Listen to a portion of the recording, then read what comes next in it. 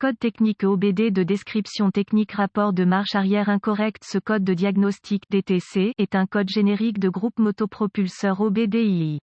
Il est considéré comme générique car il s'applique à toutes les marques et modèles de véhicules 1996 plus récents, bien que les étapes de réparation spécifiques puissent varier selon le modèle. Qu'est-ce que ça veut dire ? Les véhicules modernes équipés de transmission, boîte-pont automatique utilisent un convertisseur de couple entre le moteur et la transmission pour augmenter le couple moteur et entraîner les roues arrière. Ce code peut apparaître dans les véhicules à transmission automatique en cas de problème de passage en marche arrière ou en marche arrière. La transmission automatique change la direction de sortie pour déplacer le véhicule en marche arrière et est le plus souvent contrôlée manuellement par pression hydraulique, même sur les transmissions commandées par ordinateur. Le module de commande du moteur ECM, le module de commande du groupe motopropulseur PCM ou le module de commande de la transmission TCM utilise les entrées de divers capteurs pour vérifier le bon fonctionnement de la transmission et de ses composants. La vitesse du moteur est souvent calculée par rapport au capteur de vitesse de transmission pour déterminer le rapport de vitesse et le glissement du convertisseur de couple. Si le calcul ne correspond pas à la valeur souhaitée, le code d'anomalie de diagnostic est défini et le témoin check engine est allumé. Les codes de rapport incorrects nécessitent généralement une capacité mécanique avancée et des outils de diagnostic. Remarque, ce code est similaire à P0730, P0730, P0731, P0732, P0733, P0734 et P0735. S'il existe d'autres codes de transmission, réparez ces problèmes avant de procéder avec un code de rapport de vitesse incorrect.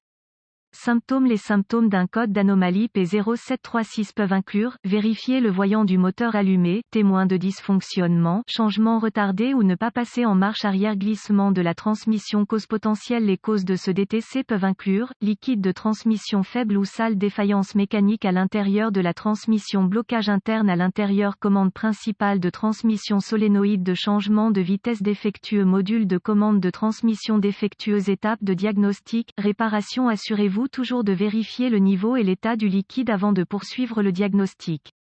Un niveau de liquide incorrect ou un liquide sale peut provoquer des problèmes de changement de vitesse qui affectent plusieurs vitesses. Si un seul code de rapport incorrect est affiché, testez le véhicule pour déterminer si le rapport fonctionne réellement. Les embrayages et les bandes internes de transmission sont généralement contrôlés par un solénoïde ou en utilisant une pression de fluide. En cas de problème électrique avec un solénoïde de changement de vitesse, un code spécifique à ce défaut doit également être affiché. Corrigez le problème électrique avant de poursuivre. Le passage de fluide bloqué à l'intérieur de la transmission peut également empêcher le véhicule de passer en marche arrière. S'il y a plusieurs codes de rapport incorrects mais que la transmission fonctionne comme prévu, il pourrait y avoir un problème mécanique avec le convertisseur de couple, la commande principale de la transmission ou des problèmes de pression. S'il y a plusieurs codes de rapport incorrects et des problèmes de changement de vitesse, mais qu'ils ne sont pas tous affichés, le défaut peut être un problème mécanique interne à la transmission, ou une pression de fluide, un passage bloqué dans la commande principale. Un solénoïde de changement de vitesse qui contrôle plusieurs rapports peut également être en cause en cas de blocage interne ou de problème de pression du fluide. S'il y a un problème électrique avec le solénoïde qui contrôle les engrenages, un code doit être affiché spécifique au solénoïde défectueux. La marche arrière dans la transmission n'est généralement pas contrôlée par un solénoïde, elle est entièrement hydraulique. Si la transmission ne passe pas en marche arrière, il y a très probablement un problème mécanique ou de pression à l'origine du problème.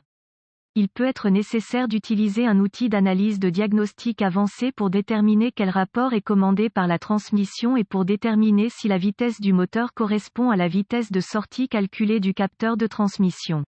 Une connaissance approfondie du fonctionnement et de la révision de la transmission est souvent requise pour réparer ce type de dysfonctionnement. Consultez le manuel d'entretien d'usine pour les procédures de diagnostic spécifiques au véhicule.